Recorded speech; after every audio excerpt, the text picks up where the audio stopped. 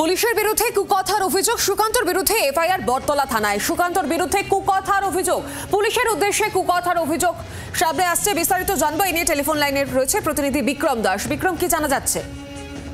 দেখো, বটতলা এলাকার একজন বাসিন্দা, এক মহিলা, তিনি বটতলা থানায় অভিযোগ করেছেন সুকান্ত মজুমদার সম্পর্কে তার একটি বক্তব্য, মূলত বটতলা এলাকায় নিষিদ্ধপল্লীর মহিলাদের নিয়ে একটি বক্তব্য, সেই বক্তব্যকে কেন্দ্র করে মূলত এই অভিযোগটি করা হয়, যার ভিত্তিতে ইতিমধ্যেই বটতলা থানার তরফ থেকে এফআইআর লঞ্চ করা হয়েছে। মূলত আন্ডার সেকশন 79 বিএনএস এবং আন্ডার সেকশন 352 বিএনএস, অর্থাৎ কোনো মহিলার সম্বন্ধে তার স্বাধীনতাকে অপমান করা এবং কাউকে উদ্দেশ্য প্রণোদিতভাবে অপমান করার অভিযোগে এই এফআইআর করা হয়েছে। এবং পুলিশের তরফ থেকে জানা যাচ্ছে যে মূলত এই অভিযোগের ভিত্তিতে যে এফআইআর করা হয়েছে তার।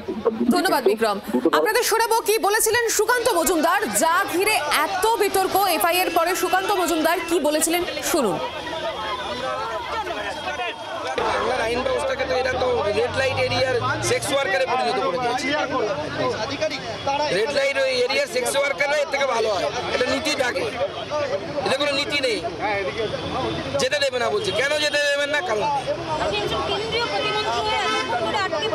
ভাবতে পারেন এরা কতটা মেগালোম্যানিয়াক।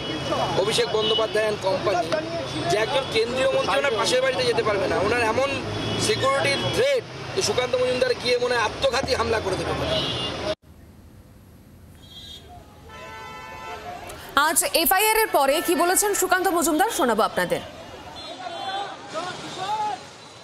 এই আমার এই মন্তব্যটিকে নিয়ে জলঘোলা করার চেষ্টা করছে, তারা মিথ্যে প্রচার করছে।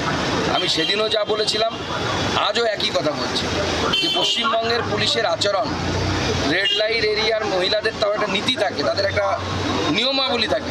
পশ্চিমবঙ্গের পুলিশকে মমতা বন্দ্যোপাধ্যায় এবং তার দলবল সেখান থেকেও বাজে অবস্থায় পৌঁছে দিয়েছে। সেদিন আমি সেই কথা বলেছিলাম, আজও সেই কথা বলছি। এই বক্তব্য মহিলাদের বিরুদ্ধে নয়, এই বক্তব্য পুলিশের বিরুদ্ধে। পুলিশের বিরুদ্ধে এই বক্তব্য, এবং এই বক্তব্য আমি 100% সহমত, এবং পুলিশকে এটা তৃণমূল কংগ্রেস করিয়েছে। বাংলার আওয়াজ, বাঙালির আবেগ, জি 24 ঘন্টা।